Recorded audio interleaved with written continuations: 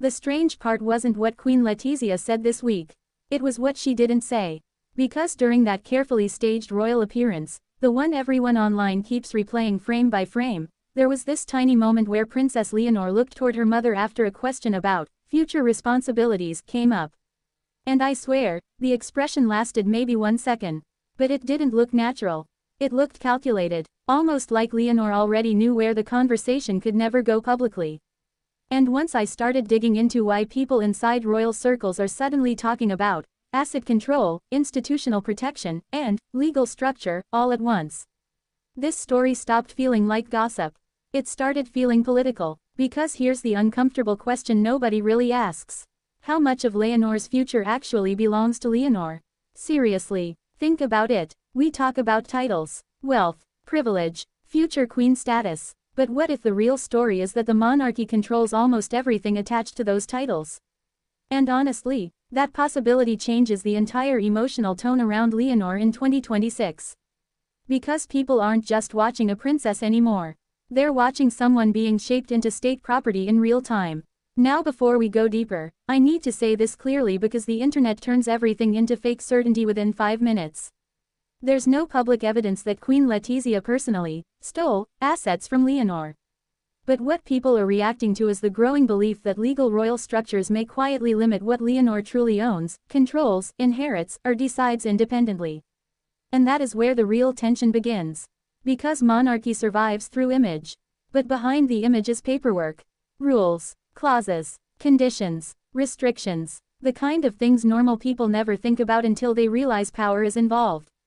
And honestly, that's why this story exploded online. Not because viewers care about technical legal language. Because they care about freedom. The second people suspect someone powerful may not fully control their own life, curiosity skyrockets. Especially when that person is young. Especially when cameras follow them everywhere. Especially when their future has already been planned before they fully became an adult. And here's my hot take. I think the palace underestimated how differently Gen Z audiences interpret royalty now. 20 years ago, royal wealth looked untouchable. Today, audiences immediately ask, okay, but what's the hidden cost? That shift changes everything. And the deeper I looked into royal systems across Europe, the more one thing became obvious. Titles often come with invisible chains. Not literal chains, legal chains, institutional chains, image management chains, and sometimes financial chains too. Now compare that with how younger audiences view influencers or creators. People admire independence now. That's why someone like Mr. Beast becomes culturally powerful. Whether people love him or not, audiences associate him with freedom, movement, direct control over his brand. Royal life is almost the opposite. Everything passes through layers, advisors, institutions, protocols, state interests, public expectations. And I think Leonor knows that more than anyone. Because lately, and maybe you've noticed this too, she doesn't look nervous exactly. She looks aware. Aware that every appearance matters. Aware that every public move carries consequences bigger than herself. That's not normal pressure for someone her age. And honestly, I think viewers emotionally sense that now. Which explains why people keep obsessing over these hidden clause theories online. Not because everyone believes dramatic conspiracies, but because the emotional foundation feels believable. The idea that enormous institutions quietly shape private lives. People believe that instantly in 2026. Especially after watching celebrities, politicians, billionaires, and even tech figures lose control of their own narratives online. So when people hear whispers about legal clauses surrounding Leonor's future assets, inheritance structures, or financial restrictions tied to the crown, it triggers something deeper psychologically. Because suddenly the fairy tale starts sounding contractual. And the palace hates that perception. Absolutely hates it. Because modern monarchy depends on emotional symbolism. The second audiences begin viewing royalty as corporate structure instead of family tradition, the magic weakens. And this is where I think Spain has a bigger problem than Britain right now. Look at Prince William and Catherine, Princess of Wales. Their public image leans heavily into emotional accessibility. Family moments, public warmth, relatable branding. Spain feels different, more disciplined, more institutional, more controlled. And when control becomes too visible, people naturally assume something is being hidden. That's human psychology. Now here's the part nobody in mainstream reporting wants to touch directly. If there are legal mechanisms protecting the crown's assets, image, or institutional continuity around Leonor. Who actually benefits most from those protections? Leonor herself, or the monarchy as a system? That's the real debate hiding underneath all these viral headlines. And honestly, I think the answer makes people uncomfortable. Because sometimes institutions protect themselves first while claiming it's for the individual's own good. History proves that over and over again. Now, obviously, monarchies require structure. I'm not pretending they can operate casually like influencers with YouTube channels.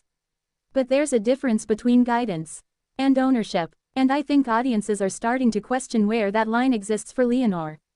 Especially now, especially after the recent increase in conversations around royal finances, institutional transparency, and future succession planning.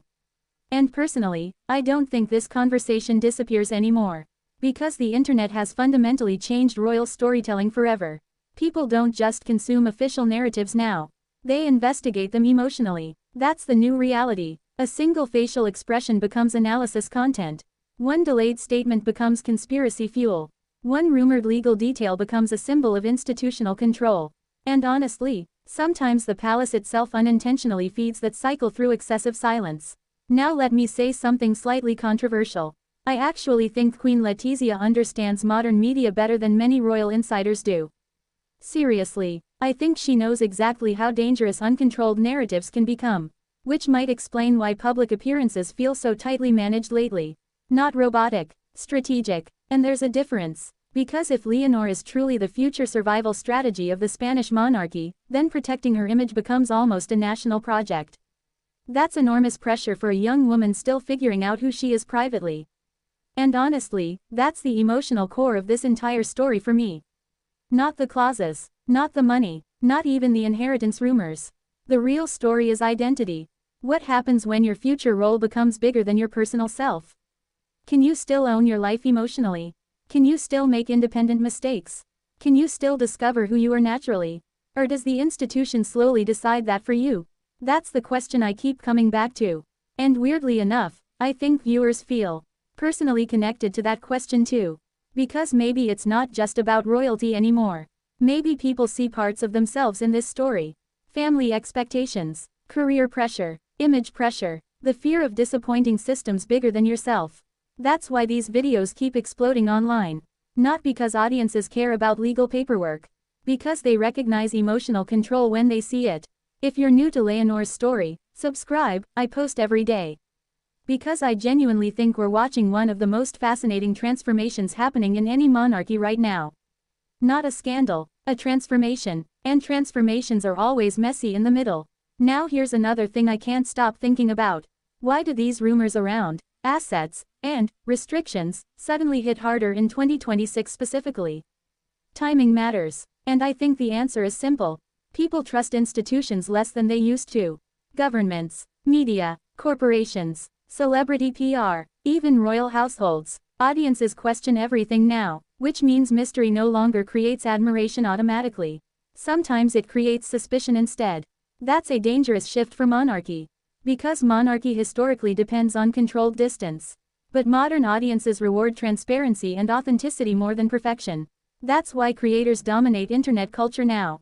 They feel direct, immediate, human. Royal systems still operate like carefully protected ecosystems. And the collision between those two worlds is becoming impossible to hide. Especially around Leonor, because she represents the future. Not just biologically, digitally, emotionally, symbolically. The future queen won't rule in a television era. She'll rule in an algorithm era. And honestly, I don't think enough people realize how difficult that transition will be psychologically. Every decision archived forever. Every rumor amplified instantly. Every emotional reaction analyzed globally. That's exhausting just to imagine. Which brings me back to the title of this video. The shocking legal clause people keep obsessing over may or may not exist exactly the way social media describes it. But the fear behind the story. That's real. The fear that enormous systems quietly reshape personal freedom behind palace walls. The fear that titles come with invisible costs.